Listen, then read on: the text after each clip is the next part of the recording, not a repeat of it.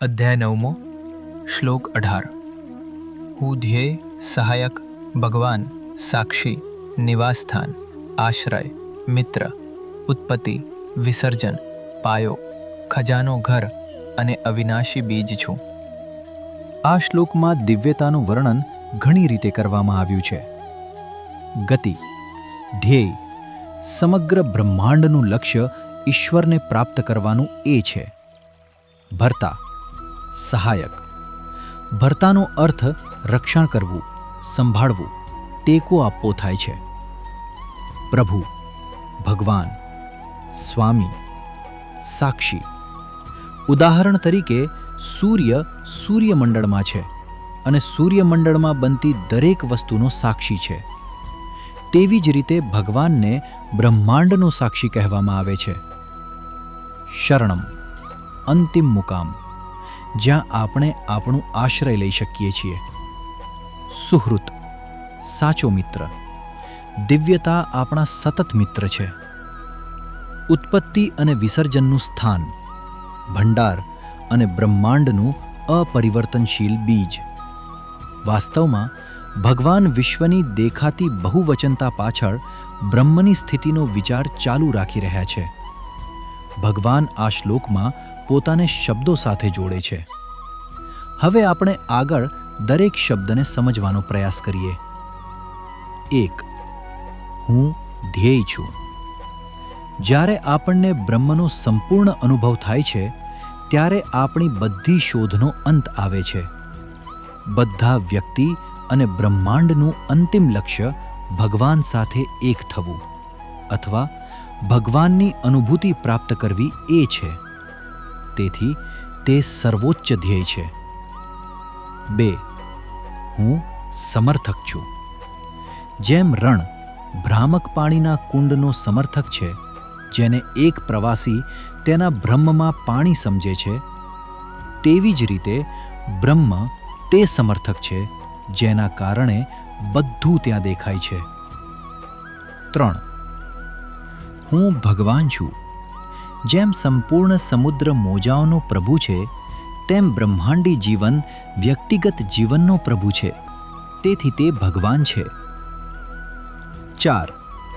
હું સાક્ષી છું. બ્રહ્મ દરેક વસ્તુને પોતાનું અસ્તિત્વ આપે છે.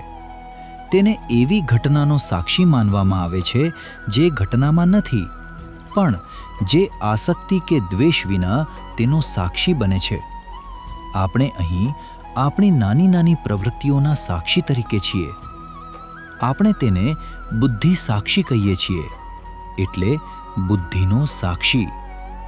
આપણામાં રહેલો આત્મા બુદ્ધિની પ્રવૃત્તિઓનું નિરીક્ષણ કરે છે.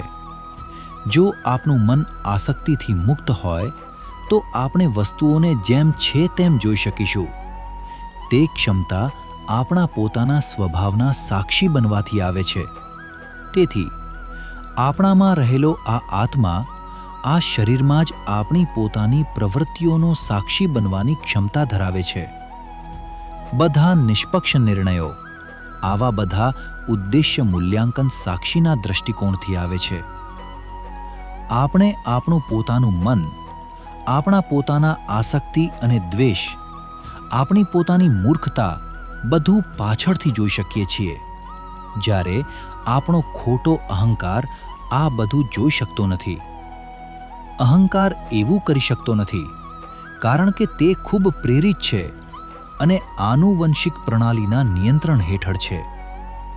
અહંકાર બીજાના દોષ જોઈ શકે છે, પણ પોતાનું નહીં. જ્યારે અહંકાર સાક્ષી જાગૃતિ વિકસાવે છે ત્યારે જ આપણે આપણા પોતાના દોષો પણ શોધી શકીએ છીએ.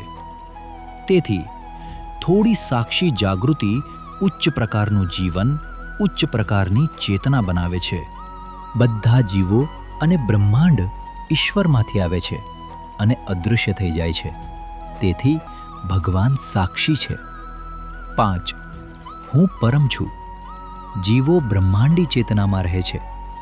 લેમ્પ પોસ્ટના ઉદાહરણમાં જેમ ભૂત લેમ્પ પોસ્ટમાં રહે છે અને ભૂતનું તે નિવાસસ્થાન છે, તેવી જ રીતે શુદ્ધ ચેતના અથવા બ્રહ્મ, ભગવાન બધા અનુભવોનું નિવાસસ્થાન છે.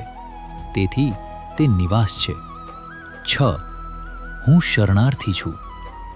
ભગવાન એવા લોકો માટે એકમાત્ર કાયમી આશ્રય છે જેઓ મૃત્યુના ઠંડા હાથના ચુંગલમાંથી મુક્ત થવા માંગે છે.